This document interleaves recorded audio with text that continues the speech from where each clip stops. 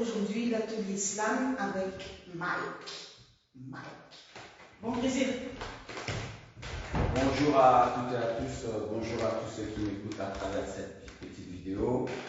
Donc, moi c'est Mike Mo, auteur, compositeur, chanteur, interprète.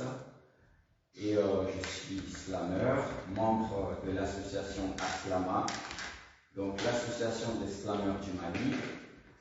Et donc aujourd'hui, je vais vous présenter un atelier slam. Donc, c'est quoi le slam? Le slam, c'est de la poésie. Autrement dit, la poésie urbaine. Donc le slam, il faut savoir qu'il est né à Chicago et le maître fondateur du slam s'appelle Mark Levy. Donc c'est de la parole nue, parfois sur un fond de musique et parfois sans musique. Donc c'est une manière de s'exprimer. Le slam, c'est aussi de la compétition. Donc voilà, dans le mouvement slam, on assiste beaucoup à des compétitions, des déclamations de textes et tout. On ne peut parler du slam sans parler de la poésie. Donc aujourd'hui, on va parler du slam, comme je l'ai dit, et je vais faire un petit texte de slam pour vous, pour que au moins vous voyez un tout petit peu ce qu'est le slam. Slam, mille serré, le venin se lit sur mes yeux. Je viens d'être vexé par un pote d'à côté. Depuis des années, je vis cette vie qui m'a dit rien n'a changé, tout est monotone. Les problèmes, les soucis, je les ai en tonnes pour un slameur qui veut faire son album. Je suis parti à l'école jusqu'en seconde pour une histoire de fric, il fallait que j'abandonne. Ne sachant rien faire dans la vie que la musique, le slam était pour moi une chance d'homme. Un monde de showbiz où la persévérance et le comportement est la clé de tout. Ici, quand tu slams, on te traite de fou. Ainsi, il fallait croiser Sylvie, une soldat de qui je devais mener le combat. J'étais pour ma famille un homme en fuite, un homme qui fuit sa propre réussite. La Zitmo, autant que je le sache, ici n'a pas de salaire. Les années de galère pour un album, c'est la misère. J'ai vécu l'enfer en me disant que la patience est un chemin d'or. En espérant sur des vécus, je me suis tué car le silence est l'or. Voilà. Donc ça, c'est un aperçu du slam. Donc avant de rentrer dans le vif du sujet, nous allons quand même avoir ensemble un petit cours sur ce qu'on appelle la poésie. Je sais que beaucoup de gens ont fait de la poésie à l'école, mais pour cet atelier-ci, il est très très important que nous parlions un peu de poésie. Et la poésie commence toujours par un vers. Pour ceux qui ne savent pas ce que c'est qu'un vers, en poésie, le vers correspond à une phrase. Donc une phrase. Voilà. Donc quand je dis par exemple, je chante pour l'Afrique, je chante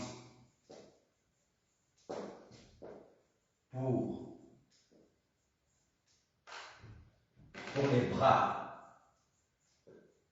valides venus d'Afrique. Qu'est-ce qu'on constate ici? On constate que la terminaison ici c'est que Afrique. Et on retrouve encore Afrique ici. Donc ici, je chante pour l'Afrique. On va dire que c'est une phrase, mais en poésie, ici c'est un vers. Ok, donc je vais faire ça. Ça, c'est un vers.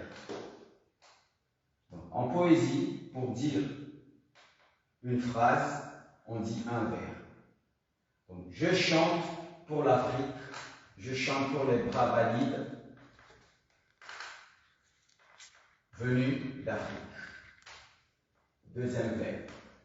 Et on constate ici que les terminaisons sont les mêmes.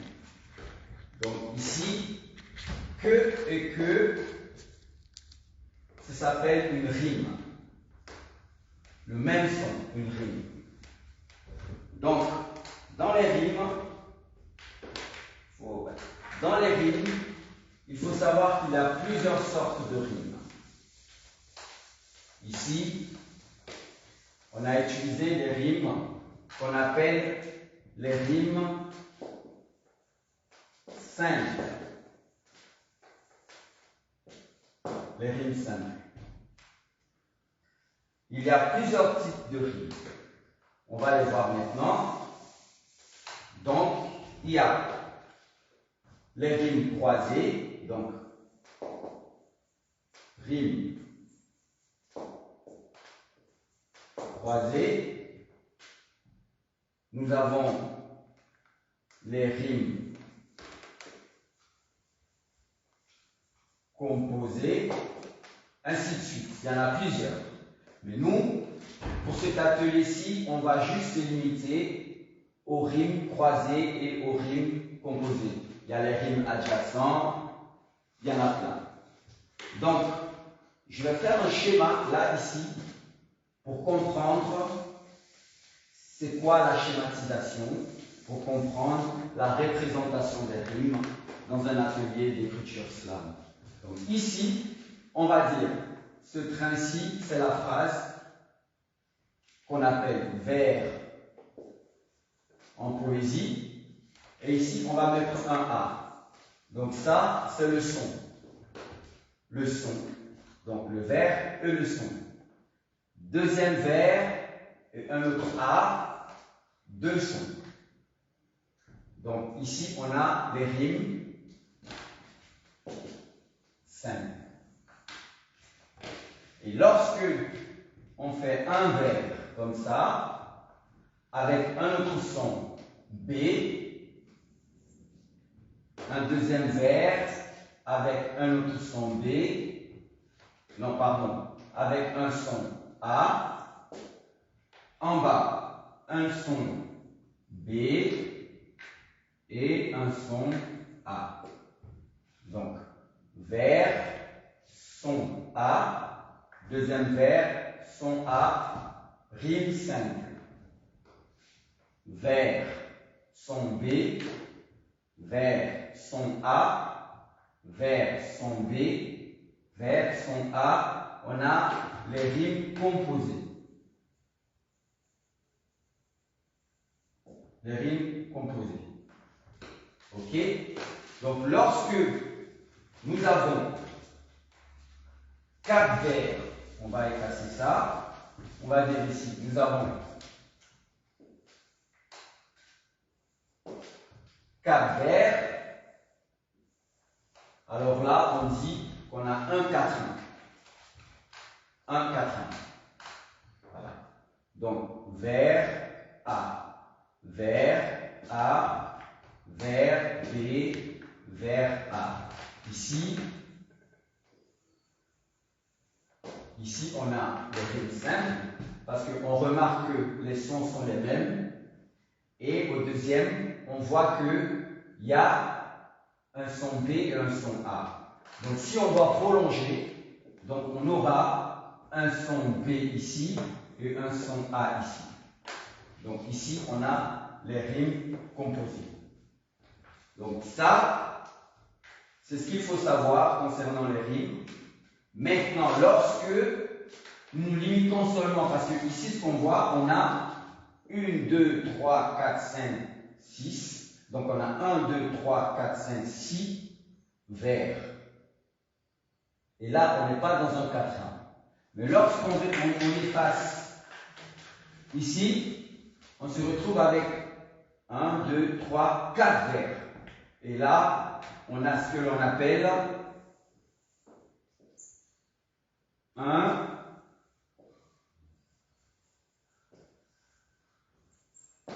quatrain. Voilà. Donc pourquoi il est indispensable de savoir ce que c'est qu'un quatrain? Parce que c'est ça qui va vous aider justement à pouvoir vous structurer au niveau de l'écriture d'un texte. Et voilà. Donc, ce qu'il faut savoir pour un départ, donc 4 vers correspondent à un quatrain. Et on a des rimes simples et des rimes composées. Je peux poser une question? Oui. Est-ce que dans le quatrain, il y a 4 vers simples ou bien ça peut être simple et composé, mélangé? On mélange. On fait ce qu'on veut. On fait ce qu'on veut. Dans un texte, ça aide aussi, normalement, pour l'écriture. Parce qu'à chaque fois, justement, si on est contraint à écrire tout le temps, on est contraint à écrire toujours la même chose, ça ne donne pas la possibilité de choix. Donc, ce qui est intéressant ici, c'est qu'avec les plusieurs sortes de rimes qu'on a, ben, on peut changer. On peut, soit parfois, je vais effacer, comme ça je vais un peu plus expliquer ça.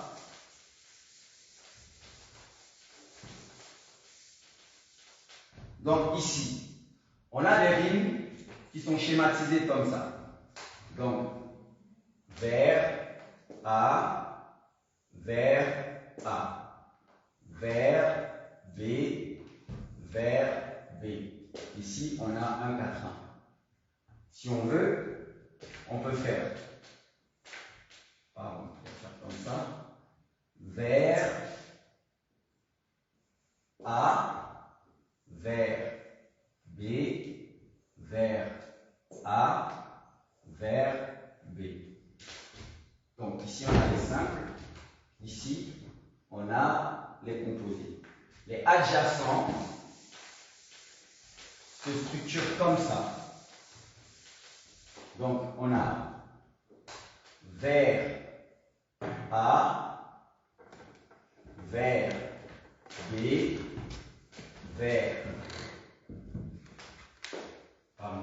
B, vers A. Et ici, on voit bien que le son A, il est sur le premier vers et on retrouve le même son sur le deuxième vers. Et ici, sur le quatrième vers, pardon. Et ici, on le retrouve sur le B, le son B sur le deuxième vers et le troisième vers. Donc tout ça, c'est des possibilités qu'on a pour écrire un texte. On peut utiliser les rimes comme on veut. Mais comme c'est du slam aussi, on peut écrire sans rimer. Parce que le slam, justement, c'est fait pour s'exprimer. Dans des spectacles de slam, en général, n'importe qui peut venir partager un moment, parce que c'est un moment de partage. Partager un moment avec les autres. Donc, si par exemple il a lu un journal dans le métro, dans la journée, quelque part, et qu'il vient à une session slam, ben, il vient, il prend son journal, il raconte, voilà, j'ai vu ça, aujourd'hui je trouve que, ben voilà, c'est pas correct, les politiciens ont fait ça, voilà, il peut bien dire ce qu'il pense de ce qu'il a lu. Donc ça peut être aussi du chant, une personne qui a juste envie de partager du chant avec ses camarades dans une même salle de slam, dans un spectacle slam. Ça peut être plein de choses. Mais en général, dans le slam, il y a ce qu'on appelle le partage de texte. Et le slam, c'est justement de la poésie. Et pour utiliser de la poésie, il faut connaître ces schémas qui sont très importants. C'est une structure qui est là justement pour aider les personnes qui s'intéressent à l'écriture, qui veulent un peu s'exprimer, écrire ou s'exprimer. C'est des structures qui pourront vraiment les aider. Donc voilà. Maintenant, j'espère en tout cas que la notion de quatrain est vraiment compris, a été compris. Et on va maintenant écrire un quatrain. Écrire un quatrain. Donc moi j'ai un texte que j'aimerais partager avec vous. Donc j'en ai plusieurs. Il faut que je réfléchisse, que je vois quel texte que je pourrais par exemple partager avec vous. Quel texte. Ok. Donc,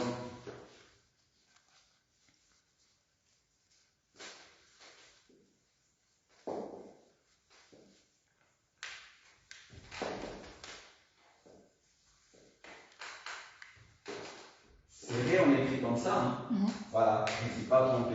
Donc, il y a quelque chose qui est fondamental dans les ateliers de slam, c'est que le slam, c'est un atelier qui est justement fait pour tout le monde. Tu sais écrire, tu ne sais pas écrire, ce n'est pas des contraintes comme à l'école. Le slam, n'importe qui a même un niveau primaire, qui sait un peu écrire, peut s'exprimer. On n'a pas besoin d'être un Victor Hugo ou, je ne sais pas, les grands poètes de l'histoire, être un grand poète connu pour faire du slam. Donc, c'est vraiment des ateliers qui permettent aux gens de s'exprimer. On s'en fout qu'il y ait des fautes ou qu'on soit fort en grammaire ou qu'on soit fort en orthographe. C'est pas ça le but. Donc, le but, c'est de permettre à tout le monde d'écrire sans contrainte. Donc ici, voilà, j'écris mine serrée, le venaire se lit sur mes yeux.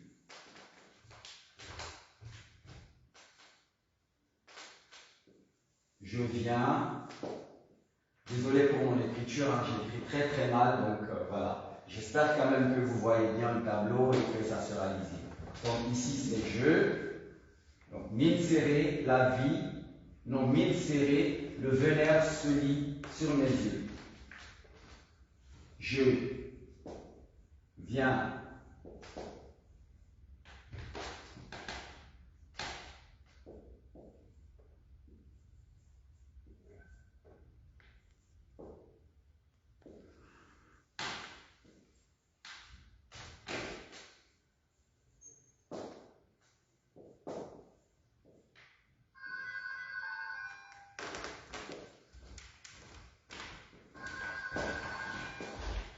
donc, voilà, ici, côté. Donc, mine serrée, ça veut tout simplement dire, c'était un jour où je ne me sentais pas bien, j'étais mal, et j'avais la mine serrée. Donc, ce jour-là, je me suis dit, tiens, je vais écrire pour m'exprimer, histoire, voilà, de me détendre. Parce que l'écriture, ça me détend. Quand j'écris, j'exprime des choses, ça me libère. Donc ce jour-là, j'ai écrit mine serrée, le venaire. Le venaire, c'est en verlan. Je suis venaire, je crois que beaucoup de personnes savent ce que c'est. Le venaire se lit, comme la lecture, le venaire se lit sur mes yeux. Et ce jour-là, je me suis énervé justement parce que j'ai un pote qui m'a vexé, un ami qui m'a vexé, et donc j'avais envie d'écrire cette histoire. Et puis, voilà, j'ai écrit ce texte. Donc c'est mine serrée, le venaire se lit sur mes yeux. Je viens d'être vexé par un pote d'à côté, un pote juste qui est à côté, qui m'a vexé. Donc ici, il faut savoir que là, j'ai, comme je le disais auparavant, j'ai vers, son, vers, son. Ok? Donc ici, on a son, le son, qui est yeux, et côté, le son, côté. Yeux, côté. Yeux, côté. Donc, ça fait des rimes. Donc ici, on est dans un demi-quatrain. Et si je continue progressivement, et que j'écris encore un troisième vers, puis un quatrième vers, et on sera ici dans ce que l'on appelle justement un quatrain. Donc, nous allons passer à l'étape suivante. Voilà, on va maintenant commencer avec la notion de couplet. Un couplet. C'est quoi un couplet?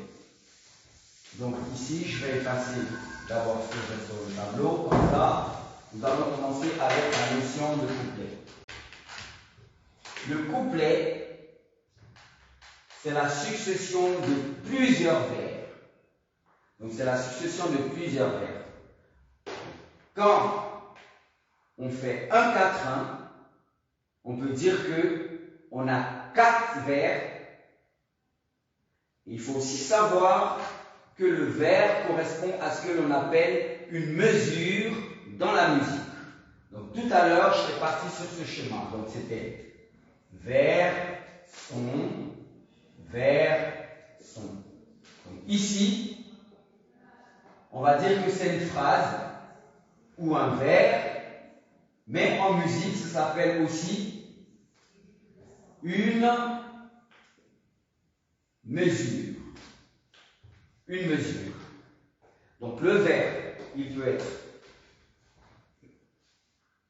une phrase, mais en poésie, pour rester dans les normes de la poésie, nous devons dire vers pour rester dans la poésie, mais un vers correspond aussi à une mesure en musique, une mesure. Donc, lorsque on a une succession, par exemple, de plusieurs mesures,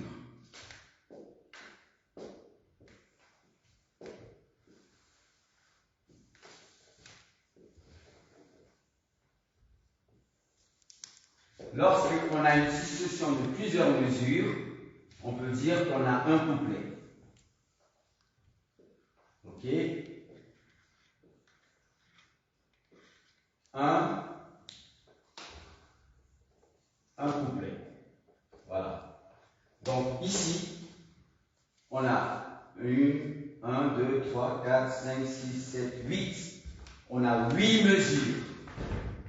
8 mesures correspondent à un couplet. Mais ça dépend. Il y a des gens, parfois, ils peuvent utiliser seulement 6 mesures. Il y en a qui font 7 mesures.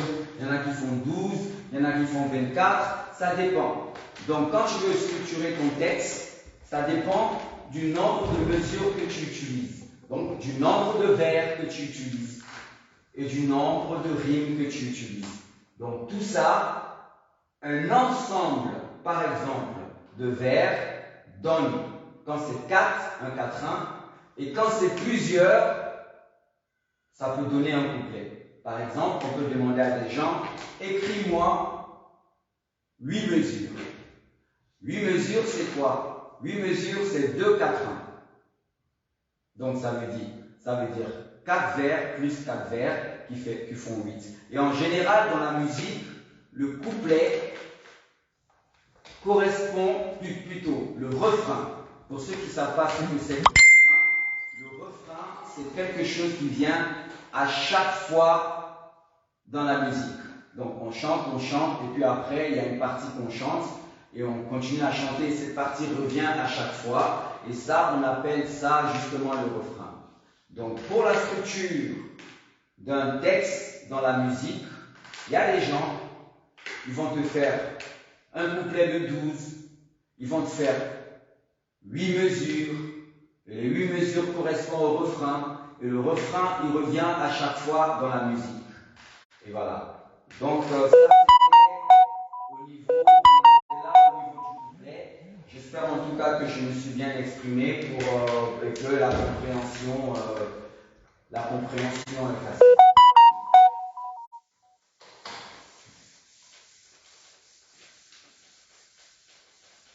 Donc ici, voilà, nous allons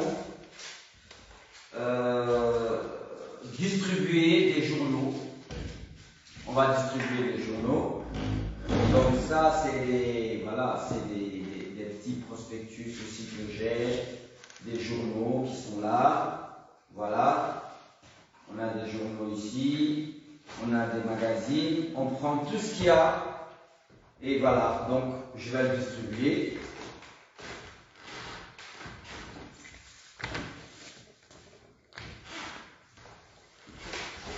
Donc j'ai distribué justement des journaux. Et pourquoi? Pourquoi j'ai fait ça? Parce qu'il faut savoir que pour écrire un texte, ce n'est pas toujours évident pour les gens. Il y a des gens qui trouvent pas des idées. Il y a des gens qui n'ont pas facile, des personnes voilà, qui sont parfois bloquées. Et ce que je vais leur demander, c'est quoi? C'est justement demander au public d'aller voir dans les journaux, lire des passages qu'ils aiment, qu'ils ont aimés, des passages voilà, qu'ils trouvent que c'est bien écrit, et ils peuvent commencer déjà à prendre des mots clés, des mots dont ils vont choisir dans ces passages-là, et les écrire sur des feuilles. Et à partir de ces mots, je vais leur demander justement d'écrire des textes. Ça va? C'est compris, Sylvie? Ok, donc je reviens là-dessus pour que ce soit clair. Ces journaux, justement, vont vous servir à aller prendre des mots, à souligner des mots, voilà, que vous avez envie de souligner dans les journaux, et les écrire sur des papiers. Et justement, à partir du moment où vous écrivez les mots sur les papiers, vous essayez d'écrire des phrases avec ça, en utilisant ce qu'on vient de voir, un vers, un couplet, des rimes, une mesure, un quatrain, ainsi de suite. Donc je vais distribuer les feuilles.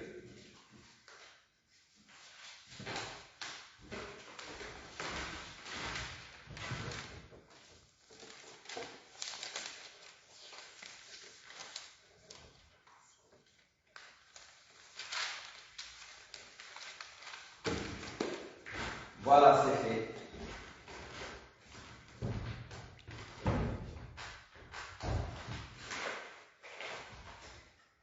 Je vais aussi distribuer les stylos.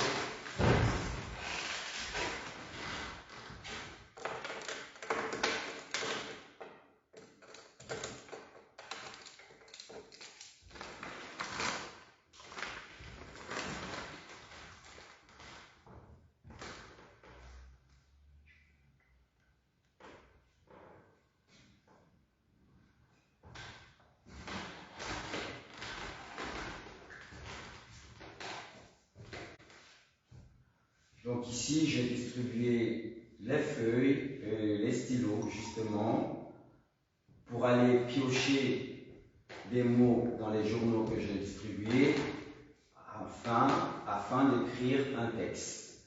Donc, on va attendre un peu et on va voir ce qu'on aura sous la main.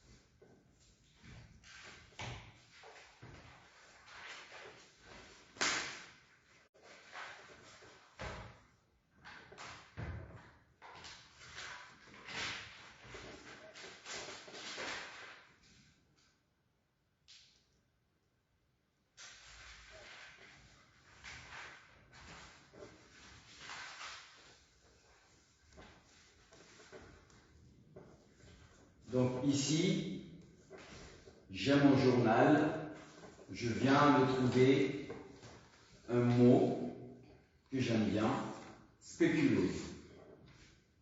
Spéculose.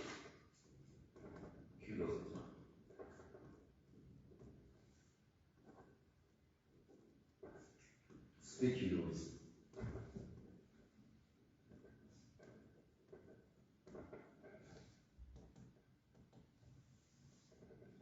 Je viens de voir une expression, un cœur de l'an neuf. Et en parenthèse, ça veut dire ça porte chance. Donc c'est une expression. Donc c'est un cœur de l'an, l'an comme l'année, de l'an neuf.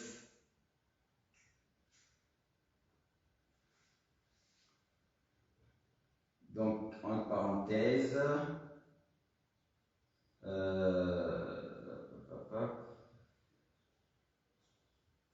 quelque chose qui porte chance.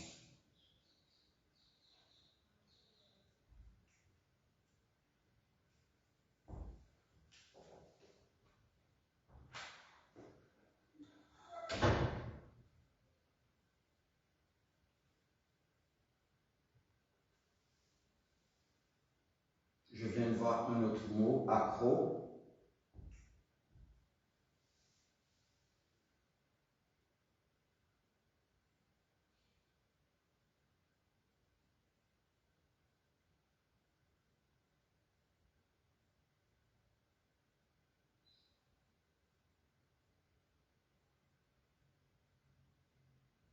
Je viens de voir dépendance.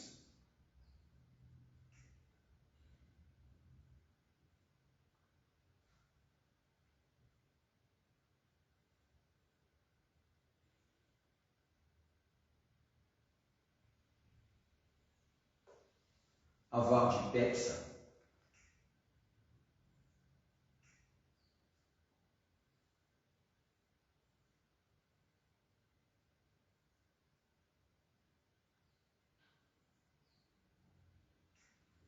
Donc ça peut être des mots, des phrases,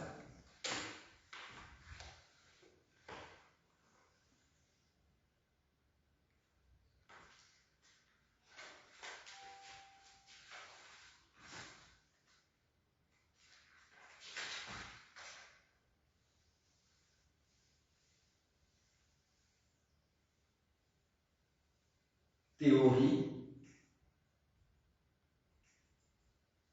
Donc avec les mots justement que je viens de trouver, je vais essayer d'écrire un texte.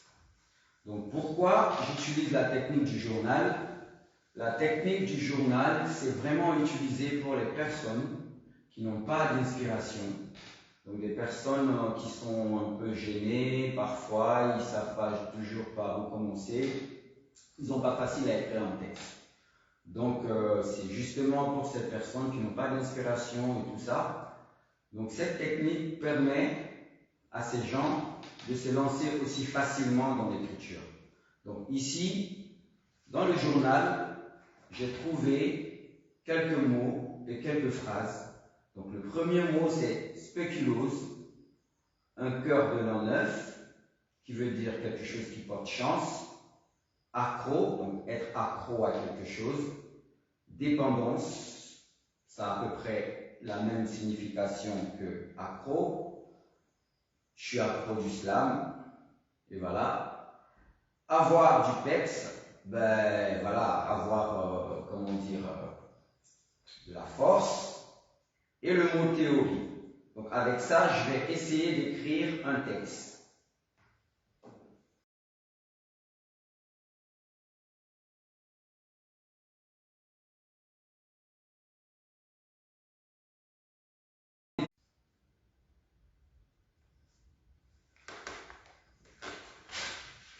En fait, parce que j'essaie de me connecter sur un autre téléphone. C'est éteint.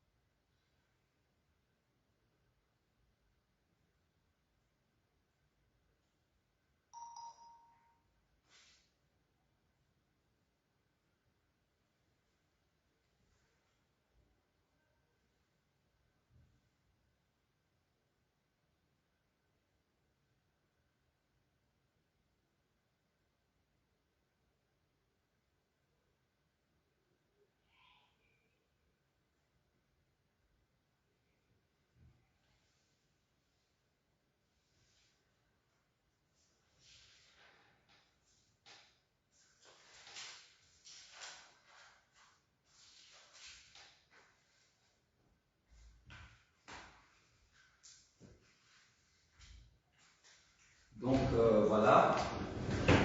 Ici, comme je l'ai si bien dit tout à l'heure, ce jeu d'écriture avec les journaux aide effectivement les personnes qui ont du mal à écrire, qui ne trouvent pas d'inspiration, les personnes voilà, qui ont des difficultés à écrire, à pouvoir se lancer dans l'écriture justement pour écrire un texte. Et voilà, ici, avec les mots que j'ai pu souligner dans le journal, donc j'ai pu écrire un texte ici que je vais partager avec vous. Donc le texte commence par « En théorie, je m'exprime pour parler du slam. » J'avoue que quelque part, c'est l'humain que je suis. Je suis le slam, je suis la vie. Accro à vous comme au goût spéculose, j'ai ce cœur de l'an neuf et sincèrement, ça donne du texte. Voilà. Donc c'est le texte que j'ai pu écrire. Et voilà. Donc maintenant ici, je vais vous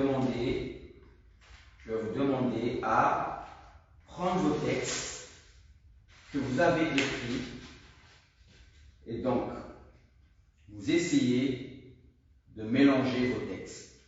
C'est-à-dire, ici, moi j'ai écrit en théorie, je m'exprime pour parler du slam. Peut-être que dans la première phrase que vous avez écrite, il y a quelque part quelque chose que vous avez mis, et donc vous les mélangez. Vous écrivez moi ma phrase en premier, et puis votre phrase en deuxième. Donc on va essayer de mélanger les textes, et puis on va les lire justement pour voir ce que ça donne. Donc je viens vers vous et nous allons essayer justement de faire ce petit travail.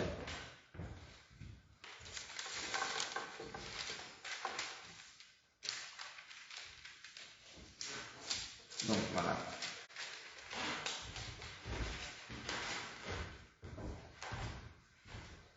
Donc ici, on a un texte. Et on a le mien. Donc on va essayer de mélanger les phrases. Donc, le monde, alors je n'arrive pas à bien lire, donc c'est le monde. Attends.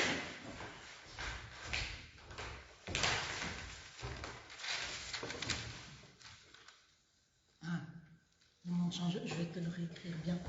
Non, tu peux juste me dire, hein, c'est quoi hein? Le monde change, le bio aussi. Le monde change, le bio aussi. Ok? Le monde change, le bio aussi. Donc, je vais commencer par ma phrase que j'ai écrite. Donc, en théorie, donc ça, c'est ma première phrase. En théorie, je m'exprime. Écrit au tableau. Oui, voilà, c'est. Donc, voilà.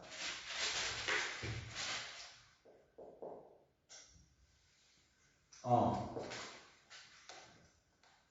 théorie,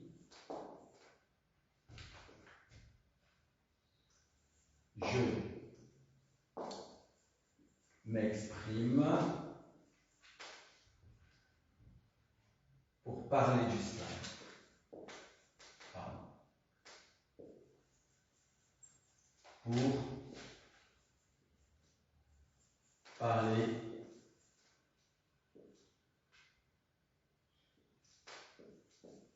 du slam. Le mot que j'ai trouvé dans le journal, c'est théorie. Ok? Donc ici, dans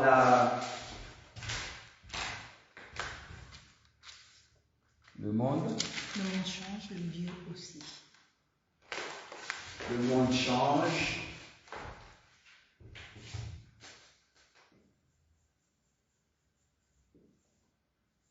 Le monde change. Non, virgule, il n'y a pas de et. Ah, le monde change. Virgule. Le bio aussi. Pardon. Le bio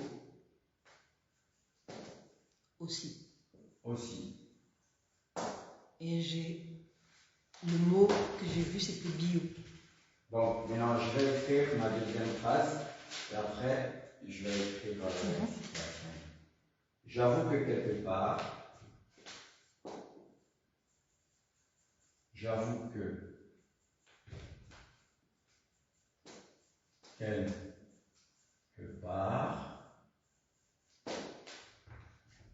c'est l'humain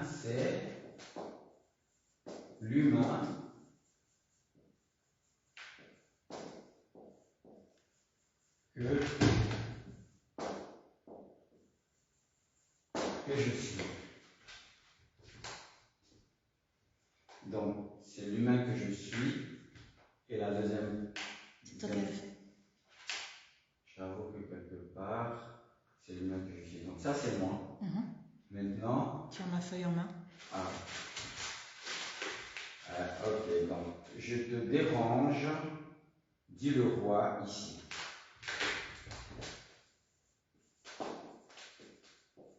Si je te dérange. Il y a un si. Il y a un si. Ok. Si je te dérange,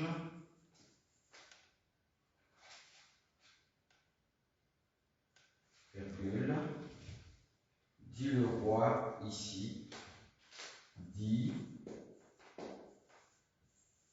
le roi. Le moi. Dis le moi. Ah oui, dis le moi. Je crois que c'était un R. Dis le moi. Dis le moi ici.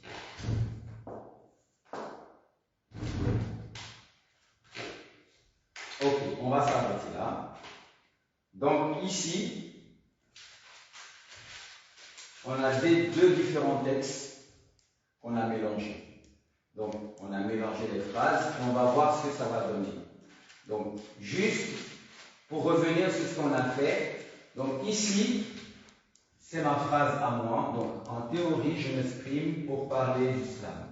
Donc le mot que j'ai pris dans le journal, c'est théorie.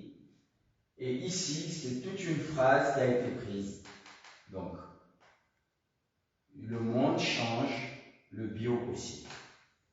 Et ici, voilà, il y a un mot aussi que j'avais pris, humain. Donc, que j'ai pris dans le texte, qui est là, l'humain. J'avoue que quelque part, c'est l'humain que je suis. Ok? Et là, celle-là, c'est ma phrase. Et ici, c'est si je te dérange, dis-le-moi ici. Et ça, c'est l'autre phrase qu'on a qui a été prise. Donc, si on le lit tout, c'est en théorie, je m'exprime pour parler d'islam. Le monde change, le bio aussi. J'avoue que quelque part, c'est l'humain que je suis. Donc, comme par hasard, on trouve des rimes, ça n'a pas été fait exprès, mais on a aussi le son aussi. Et ici, suis. Je suis. Voilà. Donc, pour dire que, en termes de créativité, parfois, quand on n'a pas d'idée, on veut écrire un texte, on ne sait pas par où commencer, il faut aller chercher un journal ou des magazines, voilà, des revues. Vous pouvez peut-être souligner des mots, des phrases, écrire un texte et faire des jeux de mots comme ça pour essayer de travailler un peu ce qu'on appelle la créativité. Et voilà. Donc ça aide énormément au niveau de l'écriture. Et avec ça, quand on est quelque part bloqué, on n'a pas d'inspiration, on fait ça, d'office ça vient. Et ça, c'est des techniques qui sont beaucoup utilisées, que ce soit dans les ateliers d'écriture, dans les ateliers d'écriture slam, ateliers d'écriture rap aussi. Voilà, donc c'est vraiment des techniques qui sont beaucoup utilisées. Donc voilà. Donc maintenant, on va continuer. Et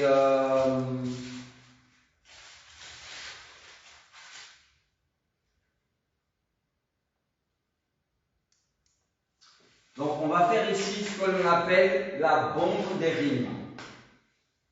La bombe des rimes, c'est un petit jeu, parce que ce qu'il faut savoir, c'est qu'en écriture, en atelier d'écriture, souvent, on a des jeux, parce que l'écriture doit être aussi ludique. Il ne faut pas, parce que justement ici, on sort du cadre de l'école, donc on se retrouve entre nous, on crée. Donc comme je l'ai dit, à l'école, il y a beaucoup de contraintes, mais c'est très très important de faire des petits jeux. Donc la bombe des rimes, c'est quoi? Donc on distribue des feuilles. Donc on donne des feuilles aux participants. Et le premier, par exemple, doit écrire un mot. Bon là, je vais écrire, je ne sais pas. Tu peux me donner un mot? Porte. Porte. Donc, le mot que moi je dois trouver, normalement, il faut qu'il ait la même terminaison que porte. Donc, moi je vais mettre porte. Vas-y. Il faut que ce soit toujours la même chose. Ah. Oui, il faut que ce soit toujours la même terminaison. Porte. Porte. Ouais.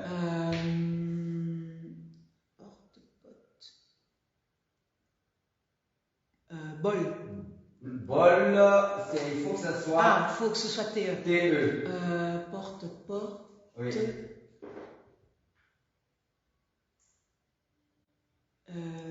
Ça doit commencer par P, O. Patte. Patte. Ok. Patte, là. Ok. Carte. Ainsi de suite. Balle. Ah, balle. Balle. Balle. Balle. Ok, donc on va changer. Balle. Une balle. Oui. Un bal. Un bal, ok. Salle. Salle. Ok. Salle. Quelque chose qui est Salle, pas propre. ok. Salle. Mal. Mal. Donc ici, Ouais. le jeu c'est quoi? Quand on a un groupe qu'on anime dans un atelier d'écriture, ce jeu consiste à quoi? Il consiste à trouver des rimes, des mots qui se finissent de la même manière, dans un laps de temps. En général, on utilise un sablier ou soit un chronomètre sur un téléphone. Donc, lorsqu'on a juste une feuille, donc on écrit un mot qu'on porte sur la feuille, donc on le passe à son voisin. Et quand on le passe à son voisin, il doit, un laps de temps, trouver un mot qui a la même terminaison que le premier. Donc, celui qui ne trouve pas dans le temps déterminé pour écrire, il explose. Il explose. Donc, il y a ça. Et aussi, on peut utiliser une autre manière de faire ça. Donc, ça, ici, c'est la bombe des rimes. Mais, on a aussi la bombe. On peut l'appeler la bombe. On prend, par exemple, comment dire. Donc, je vais la faire maintenant. Voilà.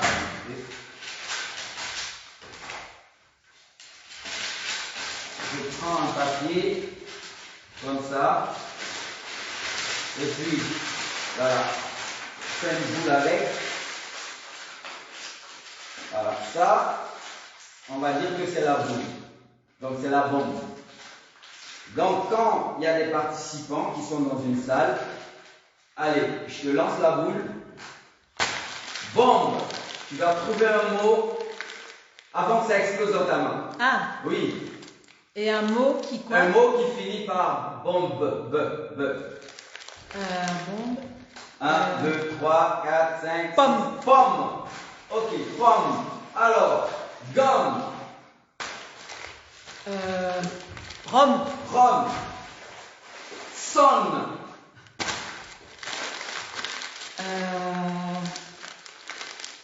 Me. T'as explosé. J'ai explosé. Ouais, voilà. Donc, ce petit jeu permet justement, voilà, dans un atelier d'écriture, à justement travailler l'imagination, l'improvisation et aussi la rapidité dans l'écriture. Donc tout ça, c'est des petits jeux. Il y en a beaucoup pour ceux qui veulent, par exemple, voilà, trouver des idées pour ça. Ben, vous pouvez me contacter ou contacter Sylvie. Je pourrais vous donner beaucoup d'idées par rapport à ça. Et voilà, donc ça, c'est une technique aussi qui est hyper utilisée dans les ateliers d'écriture slam. Parce qu'un atelier d'écriture slam doit toujours rester ludique. Parce que l'idée derrière, c'est de vraiment pouvoir écrire en jouant, en s'amusant, à ne pas avoir des contraintes, sortir dans le cadre de l'école où il y a beaucoup de contraintes, des règles, pour se retrouver avec l'écriture. Voilà, et c'est quand même vraiment magnifique. Moi, c'est comme ça que j'ai découvert l'écriture, et depuis lors, j'en fais. Et voilà, donc ici, c'était 2 petits jeux que j'ai partagés avec vous. Et on va justement continuer. Et cette fois-ci, qui dit chant, par exemple d'islam, dit aussi chant. Et pour chanter, justement, il y a des techniques. Donc jusqu'ici, depuis qu'on a commencé, en premier par, d'abord je me suis présenté, après la présentation, on a parlé du slam, c'est quoi le slam, on a un peu défini le slam, j'ai déclamé un texte slam, on a abordé les notions de quatrain, et pour aborder les notions de quatrain justement, nous avons parlé du vers, des rimes, les différents styles de rimes qu'on doit utiliser, ainsi de suite. On a écrit un quatrain, on a aussi utilisé la technique du journal pour inciter à l'imagination, à la création, sans contrainte, à pousser le public justement à écrire sans qu'elle soit en difficulté. Donc, et après, on a fait ce que l'on appelle ces 2 petits jeux, les bandes de rimes et la bande. Et ici, ce qu'on va faire, c'est quoi? Donc, ce que beaucoup de gens ne savent pas, un chanteur a besoin d'avoir du souffle. Pour chanter, il faut avoir du souffle. Donc ici, on va plutôt travailler l'humain. Ici, on était au niveau textuel, donc on a écrit des textes, plus écriture, création, imagination et tout ça. Et maintenant, on va commencer avec le travail de l'humain. Parce que même si on a un texte, il faut être apte à pouvoir le déclamer, à pouvoir le chanter, à pouvoir le rapper et tout ça. Donc il y a une technique qui est très utilisée. Donc je prends une feuille comme ça, je la mets contre le tableau et je me mets en face. Et l'objectif, c'est de pouvoir maintenir cette feuille contre le tableau avec mon seul souffle, en expirant. Donc, j'inspire, je respire, j'expire et avec le vent qui va sortir de ma bouche, je dois fixer ça contre le mur. Donc, je fais. Je ne sais pas si vous arrivez à le voir, donc je vais me mettre un peu à côté, je fais ça. Et voilà. Donc, refais-le. je le refais encore.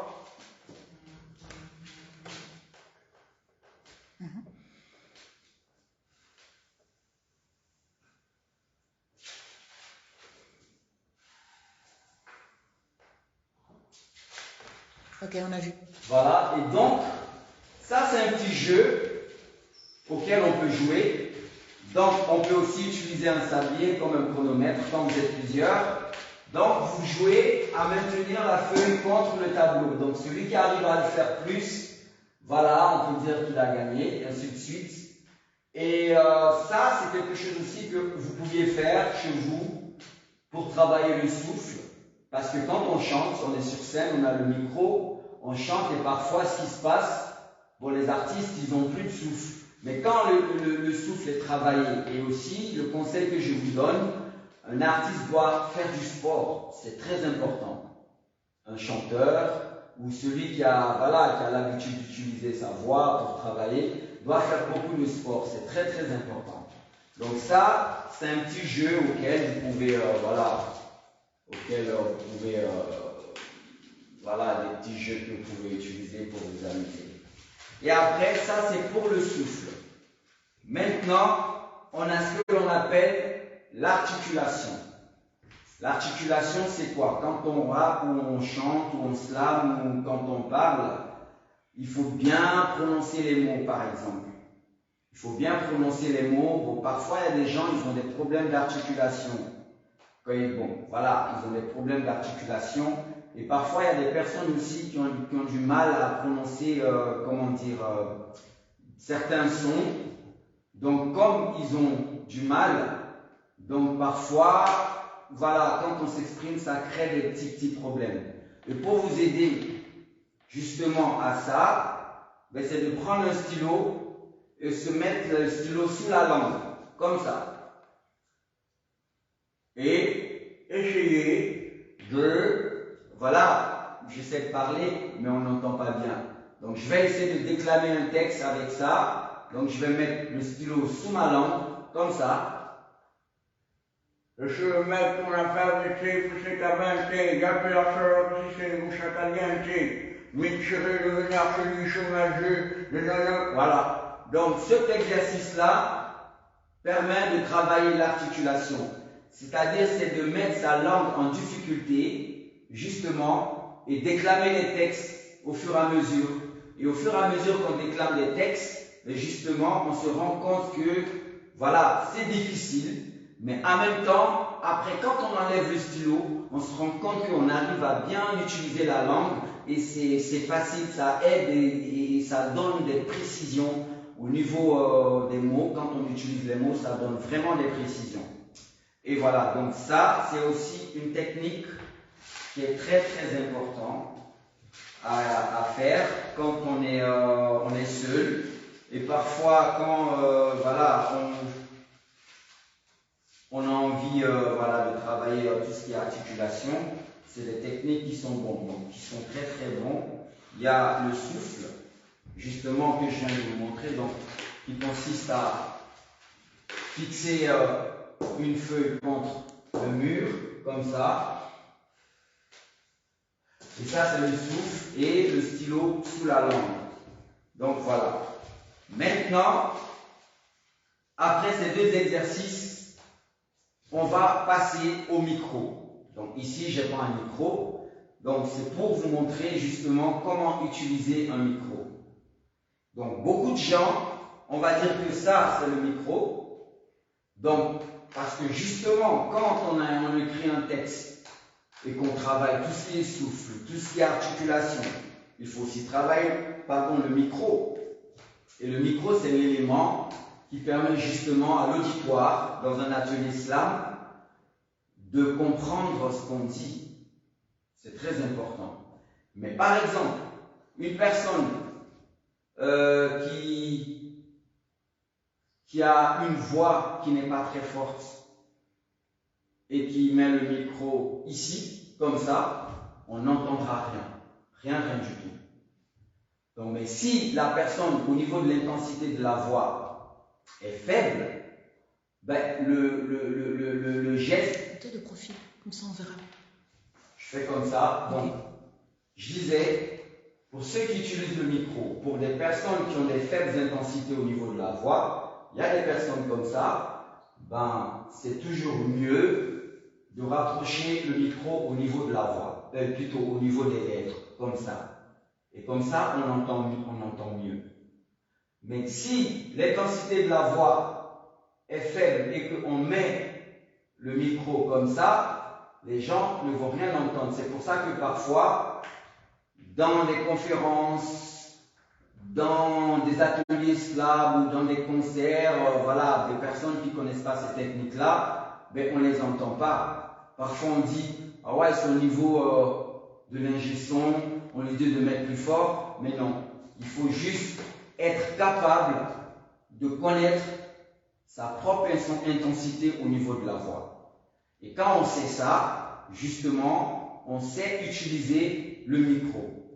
Et ceux qui ont des très fortes voix, il est recommandé que ces personnes-là gardent le micro comme ça. Comme ça.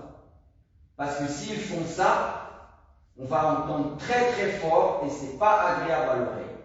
Et donc le mieux, c'est vraiment d'utiliser ces techniques-là quand on a une grande voix, une voix très forte, de faire ce qu'on appelle le mic brantage. Ça s'appelle le mic brantage, ça veut dire mettre le micro comme ça. Et même pendant qu'on chante, qu'on est en train de chanter, parfois on a ce que l'on appelle les émotions. Un chanteur, il utilise beaucoup les émotions.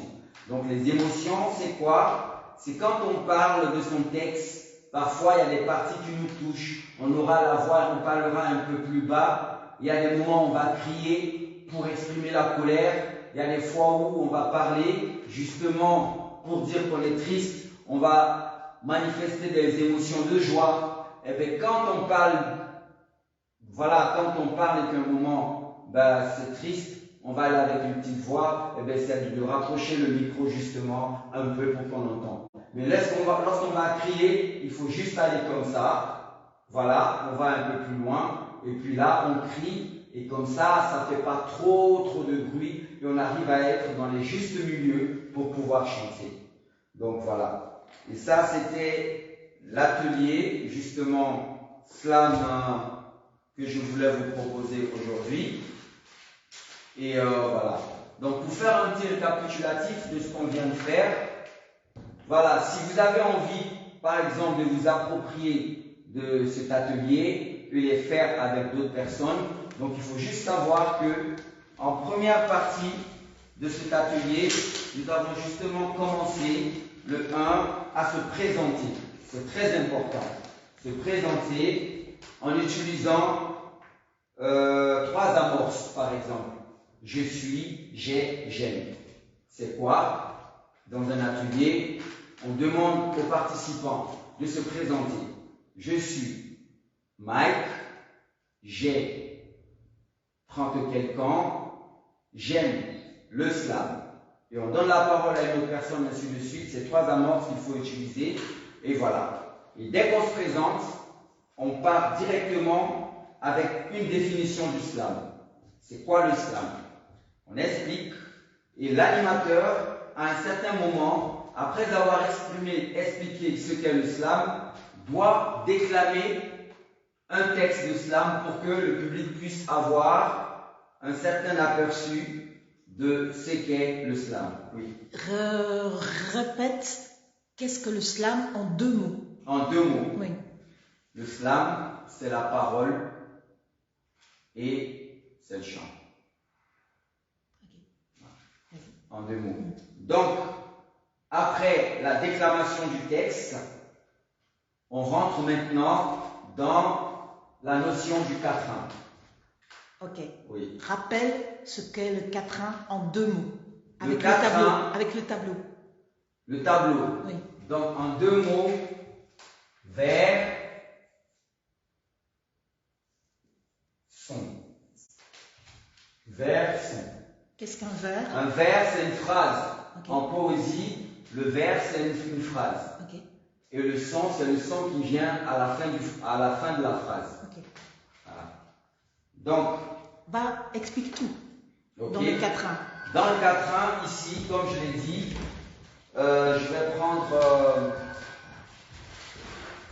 je vais dire par exemple, si on considère que cette ligne c'est une phrase, ici on a un A, donc le A c'est un son, et là c'est une phrase qui correspond à un vers. Ok? Donc, une deuxième phrase avec un autre son A, donc ça fait un vers, deuxième vers, son. Donc on a le son A et ici on a le son A. Donc lorsqu'on se retrouve avec le même schéma avec un autre son B et un autre son B, ici, donc on a un vers, 2 vers, 3 vers, 4 vers. Ok? Donc ça correspond à un quatrain. Ça, on a tout ça, c'est un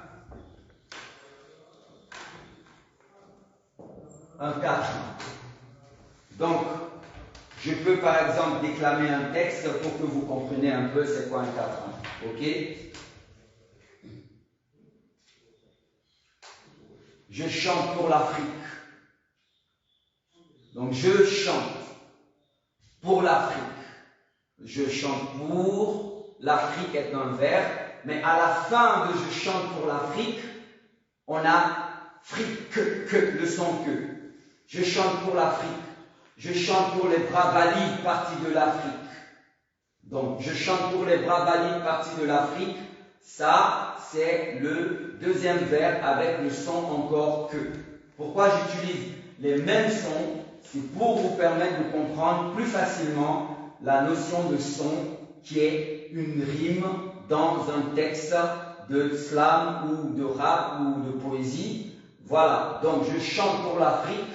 Je chante pour l'Afrique, c'est une phrase, mais en poésie, c'est un vers qui se termine par ik. Je chante pour l'Afrique, je chante pour les bras valides partis de l'Afrique. Deuxième vers, et qui se termine par ik. Donc, vous pouviez utiliser plusieurs styles, justement, de rimes, les rimes croisées, rimes composées, rimes adjacentes, et tout ça pour écrire le texte. Voilà. Donc, ça, c'est la notion de rime, et la notion, pardon, de quatrain.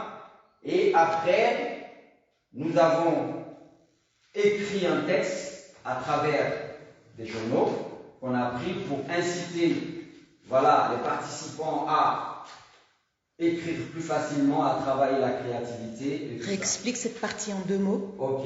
Donc, cette partie en 2 mots, journal, mot. Journal, mot. Non, explique bien. Ah, ok, en 2 mots. Oui, ce qu'on a fait. Ok. Mais en résumé, quoi. Sans trop parler. Okay, d'accord, Oui. excuse-moi. Qu'est-ce qu'on a fait? Explique ce qu'on a fait. Ben, ce qu'on a fait, justement, c'est quoi? On a pris des journaux. C'est des journaux qu'on a ramenés. Et j'ai distribué les journaux qui ont été justement utilisés. Et en soulignant des phrases et des mots là-dedans. Et donc, voilà, ces mots qui ont été soulignés ont été repris sur une feuille blanche que j'ai distribuée pour essayer d'écrire un texte avec ces mots et ces phrases. Et donc, après, qu'est-ce qu'on a fait? J'ai pris je prends la feuille d'un participant et je prends la mienne. Donc, je prends la première phrase de mon texte que j'ai écrit, plus la première phrase du texte de l'autre que j'ai pris. Donc, je les écris, ma phrase à moi et la deuxième phrase en bas, et on prend ma deuxième phrase à moi et la deuxième phrase de l'autre texte. Ainsi de suite, on progresse et on se rendra compte au fait qu'on a écrit quelque chose et parfois, comme par hasard, on peut retrouver des sons, les mêmes sons, nuit, aussi, par exemple, et parfois on se retrouve avec un texte, on a même comme l'impression que ça a un sens, au fait. On a l'impression, en le lisant, on a l'impression que ça a un sens, alors qu'on a juste mélangé les phrases entre elles et faire un texte avec ça. Donc ça, c'est une technique justement qui permet de travailler la créativité, l'imagination, et voilà, et ça aide beaucoup au niveau de l'inspiration à pouvoir écrire. Et voilà. Donc du coup, lorsqu'on a fini avec la technique du journal, donc on a travaillé justement, j'ai parlé justement du couplet. Donc le couplet, c'est quoi? Donc le couplet, c'est la succession de plusieurs quatrains. Donc un quatrain correspond à, on va dire, à 4 phrases, qui veut dire aussi 4 vers. Donc lorsqu'on a une succession de plusieurs quatrains, on peut dire qu'on a un couplet. Des fois, on peut avoir un couplet de 2 quatrains, un couplet de 3 quatrains, un couplet de 4 quatrains. Ça dépend. On peut même aller jusqu'à 10 quatrains. Ça dépend de la longueur de ton texte. Et en général, les refrains, comme je l'ai dit, c'est ce qui vient après le couplet. C'est le mot, c'est la partie du texte qui revient à chaque fois. À chaque fois, il revient. on chante, il y a le refrain, on chante, et après il y a le refrain, ainsi de suite. Et donc, juste après ça, nous avons fini, justement à partir du couplet, et quand on a fait plutôt le couplet et le refrain, on a entamé avec le travail de l'humain. C'est quoi? Le travail de l'humain, c'est plus l'articulation, le souffle. Donc j'ai pris une feuille que j'ai mis comme ça, ici, et j'ai soufflé là-dessus pour l'accrocher contre le mur, comme ça. Voilà. Et après, on a fait l'articulation. Donc j'ai pris le stylo, je l'ai mis sous la langue, comme ça, et j'ai déclamé un texte. Winchiré, le venard soulier sur mes yeux, voilà. Donc ça, c'est une technique qui aide à l'articulation pour des personnes qui ont des problèmes d'articuler les mots, de bien préciser les mots et de sortir les sons tels qu'ils sont. Eh bien, il faut utiliser cette technique-là. Et après, enfin, on a parlé de l'utilisation du micro, parce que c'est très très important de connaître, d'avoir une certaine connaissance en matière d'utilisation du micro pour les voix faibles et pour les voix fortes.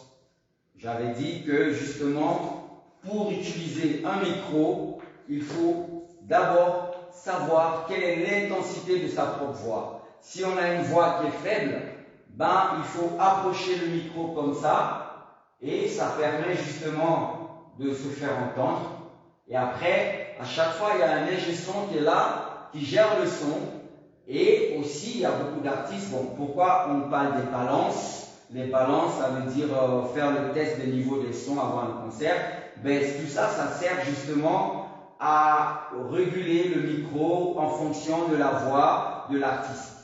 Donc, ceux qui ont une faible intensité rapprochent le micro, et ceux qui ont une forte intensité, justement, fait ce qu'on appelle le mic-grantage. Donc, comme ça, ils mettent le micro un peu plus loin, parce que si la voix est trop forte, eh ça va faire trop de bruit, et des fois, il y a des gens, ça fait mal à l'oreille, ils disent, oh, ça fait mal. Donc, voilà. Ça, c'est important de le savoir, et c'est justement sur cette partie qu'on a fini. Hein. Donc, les jeux. Ouais, il y a eu justement, autant pour moi, il y a eu les jeux. Donc ça, c'était justement des petites techniques qu'on peut utiliser au niveau, au niveau de, disons dans les ateliers d'écriture. C'est important de à chaque fois faire des petits jeux qui vont permettre justement au public de jouer. Parce que les ateliers, en général, si c'est que de la parole et de l'écriture à un certain moment, vous risquez de fatiguer un peu le public. Donc le public, ils ont besoin de quoi? Ils ont besoin de se détendre, ils ont besoin justement d'écrire parce qu'ils viennent à un atelier d'écriture. Pourquoi? Parce qu'à l'école, c'est trop de contraintes. Voilà, et donc ici, ils viennent un peu pour s'évader. Rencontrer l'écriture en rigolant, en riant, en faisant des petits jeux. Et dans ces jeux, on a utilisé justement la bombe des rimes qui consistait à écrire des mots qui se terminent de la même façon. Et donc, au fait, c'est juste une feuille que l'animateur prend, il donne à un premier participant qui écrit un mot. On utilise soit un sablier ou soit un chronomètre et on commence à chronométrer. Donc, on peut dire, 30 secondes. Donc, il y a un participant qui écrit porte et le deuxième doit trouver un autre mot, par exemple pote, ainsi de suite, et les sons, ça va, et celui qui Lis les différents exemples. Pote, porte. Donc, porte, patte, latte, carte. Donc, on voit ici, à chaque fois, que c'est la terminaison T et E. Ok? Donc, on appelle ça la bombe de rime. Celui qui n'arrive pas à trouver un mot qui rime avec le précédent, il explose. Donc après, on a la boule de rime. La boule, c'est quoi? Justement, c'est une boule qu'on avait fait. Je peux avoir, une boule que j'ai faite comme ça. Et cette boule-là, par exemple, Elle est faite en quoi? Hein? Avec quoi tu l'as faite? Ben, je l'ai fait avec des journaux que j'ai pris. Donc voilà, je les ai pliés comme ça pour faire du boule. Et donc du coup, ici, eh ben, l'animateur prend la boule et il donne un mot. Bon, par exemple, il dit porte, allez. Botte. Botte, allez. Patte, allez. Latte. Rate.